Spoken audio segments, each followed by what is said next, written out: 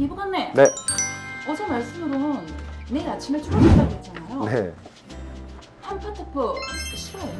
네, 내일 북쪽 일부에는 가능성이 있습니다. 세상에 세상에, 그러면 어떡해요? 네, 자료 한번 같이 보시죠. 현재 우리나라 주변 위성 영상입니다. 보시면 북서쪽에서부터 이와 같이 기류들이 우리나라 쪽을 향해 들어오는 모습들을 볼 수가 있는데요. 특히나 이 가운데 중심으로 부분으로는 구름이 없는 영역들이 있습니다. 이 차고 건조한 공기를 머금은 이 고기압인데 이 영향이 앞으로 오늘부터 내일까지도 계속 우리나라에 영향을 줄 것으로 예상이 됩니다. 우리나라 쪽으로 떨어져 내려오는 찬 공기의 강도가 얼마인지를 조금 데이터로 확인을 해 보실 건데요. 지금 지상으로부터 약 700m 정도 상공에서 들어오는 찬 공기의 정도입니다. 첫 번째로 그려드리는 선이 영상 8도선이고요. 제가 두 번째로 그려드리는 라인이 영상 7도 라인입니다. 보시면 이 경기 북부를 위치를 한 강원도 북쪽으로는 이렇게 7도 이하의 찬 공기들이 덮이게 되는데, 문제는 이 고도를 조금 더 높여서 1.5km 상공으로 올려도 거의 온도선이 균일하다라는 거죠.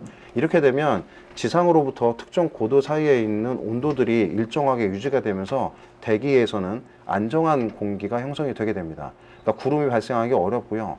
밤사이 복사냉각 효과가 활발해질 수 있다는 특징이 있습니다.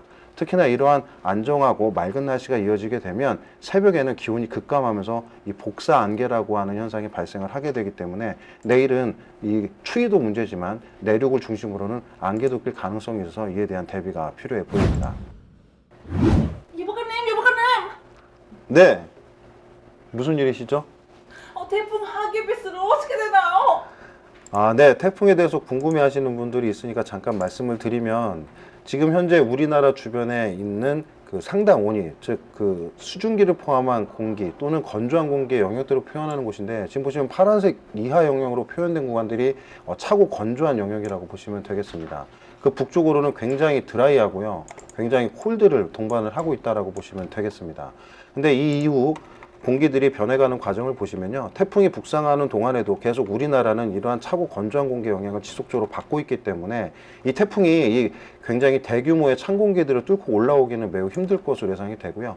특히나 이 우측에 보시면 북태평양 고기압이 동쪽으로 많이 수축해 있는 경향을 보실 수가 있을 겁니다. 그래서 첫 번째는 이 차고 건조한 공기, 두 번째는 이 동쪽으로 수축하는 고기압 때문에 태풍은 향후 진로가 이렇게 일본 쪽으로 전향을 하면서 틀어 올라갈 것으로 예상이 되어서 우리나라는 이 태풍 하기비스에 대한 영향은 다소 없을 것으로 전망이 됩니다.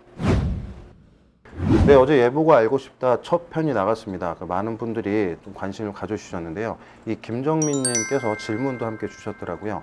1개월, 3개월 전망 어떻게 되는지, 그리고 앞으로는 기온 전망이 어떻게 되는지에 대한 부분인데요. 좀 말씀을 드리겠습니다. 일단 이 개월 예보에 대해서는 장기적인 경향으로 예보가 나가게 됩니다. 100일가량이 되기 때문에 거기에는 현재 있는 이 태평양의 수온이라든지 또는 이 북극의 해빙이라든지 엘니뇨, 라니냐라든지 굉장히 광범위한 과학적인 그 근거들이 필요합니다. 그리고 그에 따라서 굉장히 장시간 데이터가 필요하기 때문에 예보가 다소 이 광범위하게 나가죠.